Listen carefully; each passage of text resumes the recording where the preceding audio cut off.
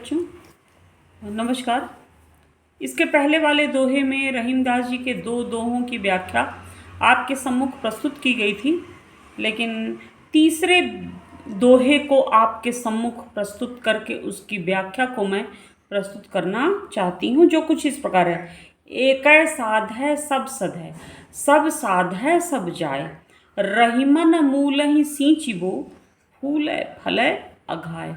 रहीमदास जी कहते हैं इस दोहे में दो प्रकार की भावना निहित है। रहीमदास जी कहते हैं कि मनुष्य को एक समय में एक ही कार्य करना चाहिए। अनेकानेक कार्यों को एक साथ संपन्न करने पर, अनेकानेक कार्यों को एक साथ संपन्न करने की यदि हम कोशिश करते हैं तो किसी भी कार्य में हमें सफलता हासिल नहीं होती। और इसको दूसरे तरीके से अगर हम समझें तो इसका आध्यात्मिक दृष्टिकोण की कुछ इस प्रकार है कि मनुष्य के जीवन में, यानी हम सभी के जीवन में 33 कोटि देवताओं की बातें बताई गई हैं हमारे धर्म ग्रंथों में।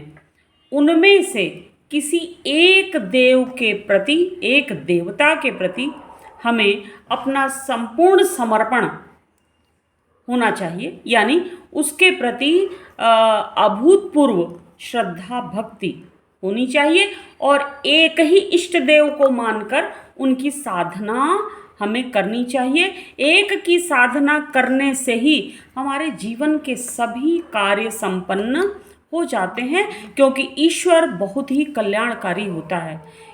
एक ही ईश्वर के प्रति हम पूरी तरीके से समर्पित होकर सांसारिक कार्यों को हम कर सकते हैं।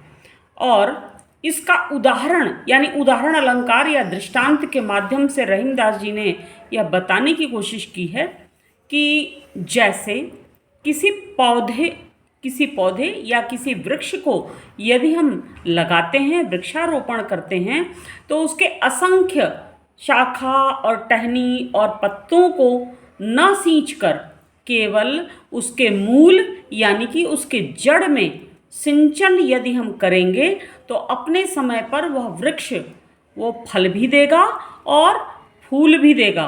एक ही बार, जैसे आम का पेड़ हमने लगाया तो वर्ष में एक ही बार हम फल वो देता है, बसंत ऋतु और चैत्र मास में और गर्मी के दिनों में।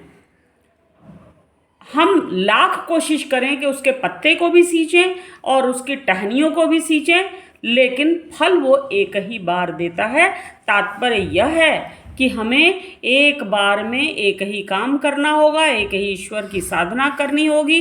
बारंबार हम एक साथ कई दृष्टिकोणों के साथ यदि हम कई कार्यों में अपना हाथ लगा देते हैं तो वो कार्य में सिद्धि प्राप्त नहीं होती। धन्यवाद।